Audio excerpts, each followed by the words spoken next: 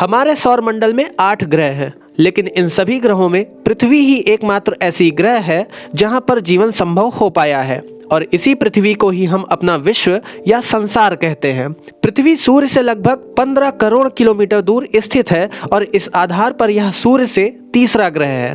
पृथ्वी की संरचना और भौतिक अवस्था कुछ इस प्रकार की है जिसकी वजह से यहाँ जीवन संभव हो पाया है। पर क्या सिर्फ पृथ्वी पर ही जीवन है या सिर्फ पृथ्वी के अलावा भी और ग्रह मौजूद हैं जिस पर जीवन संभव हो सकता है? इस सवाल की खोज में वैज्ञानिक लगातार प्रयास कर रहे हैं कि उन्हें किसी ग्रह पर जीवन के संकेत मिल सके। वैज्ञानिकों को समय समय पर दूसरे ग्रहों पर जीवन के संकेत मिलते रहे हैं, लेकिन उनके कुछ स्पष्ट प्रमाण देखने को नहीं मिलते। इसी प्रयास में हाल ही में पृथ्वी ग्रह का पड़ोसी कहे जाने वाले ग्रह शुक्र पर भी जीवन के कुछ संकेत देखने को मिले हैं। पृथ्वी की तरह शुक्र भी एक स्थलीय ग्रह है जिसकी बनावट लगभग पृथ्वी की ही तरह है। समान आकार, संरचना और गुरुत्वाकर्षण के कारण इसे पृथ्वी की बहन भी कहा जाता है। हालांकि अन्य मामलों में यह पृथ्वी से बिल्कुल अलग है। शुक्र ग्रह सल्फ्यूरिक एसिड युक्त गहरे बादलों से ढका हुआ है जिसकी वजह से इसकी सतह को देख पाना संभव नहीं है।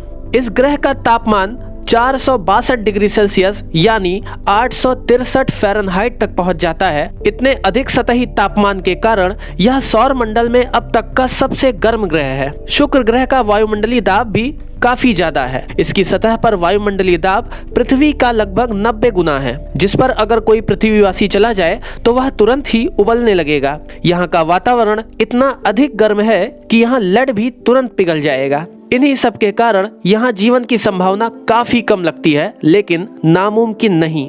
सन 2018 में नासा द्वारा भेजे गए पार्कर सोलर प्रोब आखिरकार लॉन्चिंग के 3 साल बाद सूर्य के वातावरण में स्थापित हो गया। फरवरी 2022 में इसने शुक्र ग्रह की कुछ तस्वीरें नासा को भेजी है, जिसे देखकर नासा के वैज्ञानिक भी हैरान हैं। हालांकि शुक्र ग्रह आमतौर पर घने बादलों के बीच लिपटा हुआ है, फिर भी पार्कर सोलर प्रोब अपने वाइल्ड फील्ड इमेजिंग का इस्तेमाल करते हुए शुक्र ग्रह की तस्वीरें ले पाने में सफल हो पाया है।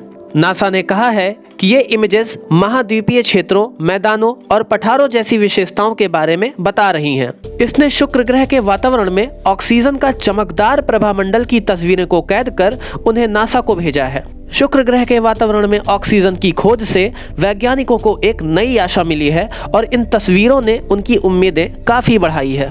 नासा के प्रमुख लेखक ब्रायन वुड का कहना है कि अब तक हमें शुक्र ग्रह के बारे में बहुत कम ही जानकारी थी। शुक्र ग्रह के वायुमंडल में लगभग 96% कार्बन डाइऑक्साइड है। यहाँ पर काफी ज्यादा दबाव है और यह हमारे सौर मंडल का सबसे गर्म ग्रह है, जिसका तापमान लगभग 460 डिग्री सेल्सियस तक है। यह सब जानकर इस ग्रह पर जीवन की संभावना बिल्कुल ना के बराबर लग रही थी, लेकिन पार्कर सोलर प्रोब द्वारा भेजी गई तस्वीरों को देखकर हमारा दृष्टिकोण काफी बदल गया है। पिछले साल ही वेल्स में स्थित कार्डिफ यूनिवर्सिटी के रिसर्चर्स ने शुक्र के वातावरण में फॉस्फीन के स्रोत का खोज करके हलचल मचा दिया था।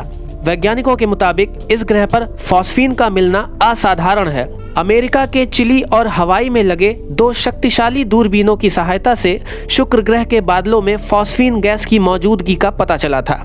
आखिर फॉस्फीन का मिलना इतना आश्चर्यजनक क्यों है?